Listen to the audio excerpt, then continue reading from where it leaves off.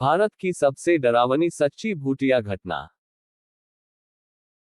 आप सभी ने कई भूतिया कहानियों के बारे में सुना होगा जिसमें भूत प्रेत और आत्मा किसी को अपना शिकार बनाती हैं या तो फिर अपने होने का एहसास कराती हैं। आज हम आपको ऐसी ही भारत की सबसे डरावनी सच्ची भूतिया घटना के बारे में बताएंगे।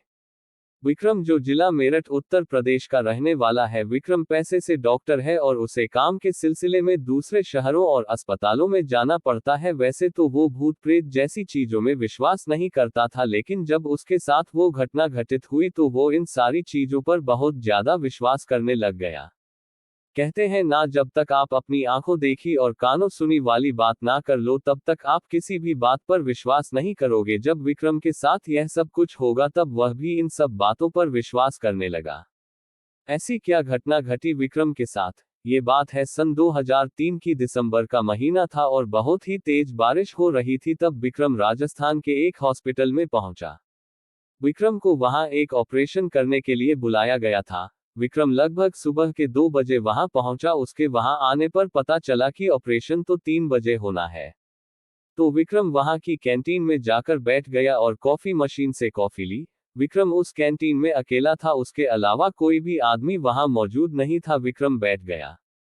लगभग 2:30 बजे उसे किसी के होने का एहसास हुआ। उसने पीछे मुड़कर देखा तो वहां कोई भी नहीं था। उसने फिर से अपनी कॉफी की ओर देखा, तभी उसके बालों में किसी ने जोर से फूंक मारी। वह तुरंत अपनी सीट से खड़ा हो गया और घबराकर इधर उधर देखने लगा। वह सोचने लगा ये सच था या फिर भ्रम। वह तुरंत ही अटेंडेंट के पास गया और उसको सब कुछ बताने लग गया, लेकिन वह उसकी किसी भी बात पर विश्वास नहीं कर रहा था। वह कहने लगा, सर हवा चल रही है इसलिए आपको ऐसा लग रहा होगा। उसने सोचा शायद वो ठीक ही कह रहा है क्योंकि हवा भी बहुत तेज चल रही थी। उसने सोचा थोड़ी देर सो लिया जाए और वह सोने चला गया। विक्रम के लेटने के कुछ देर बाद उसको किसी की पायल की आवाज सुनाई देने लगी। उसने उठकर देखना चाहा कि वहां कौन है, लेकिन अंधेरे के कारण कुछ भी नहीं दिख रहा था।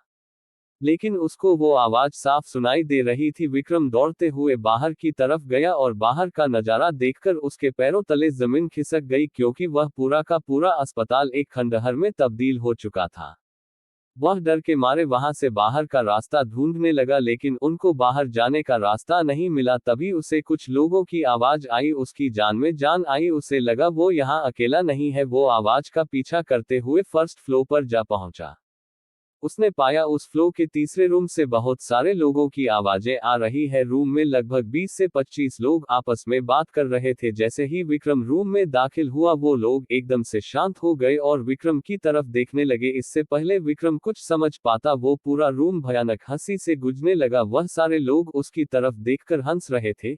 ये सब देखकर विक्रम बहुत डर गया। इससे पहले विक्रम बाहर भाग पाता उस रूम का दरवाजा अपने आप ही बंद हो गया। विक्रम जोर जोर से चिल्लाने लगा और दरवाजे को पीटने लगा। विक्रम ने जैसे ही उन लोगों को पीछे मुड़कर देखा तो वह सभी लोग विक्रम के बहुत करीब खड़े थे।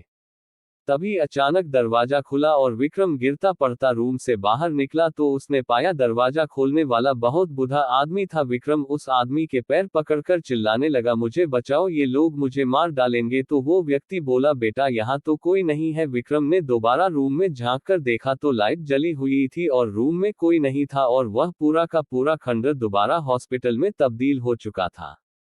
तो विक्रम ने सारी कहानी उस बूढ़े व्यक्ति को बताई। तब उस बूढ़े ने बताया कि जो आवाज आपको सुनाई दे रही है वह सब सही है। यहाँ पर अस्पताल बनने से पहले एक कब्रिस्तान हुआ करता था। कब्रिस्तान को ही तोड़कर इस अस्पताल को बनाया गया है, इसलिए यहाँ पर बहुत सारे लोगों को ये आवाजें सुनाई देती है। तब विक्रम तुरंत वहां से निकला और घर चला गया। वह आज तक उस रात को भूल नहीं पाया है।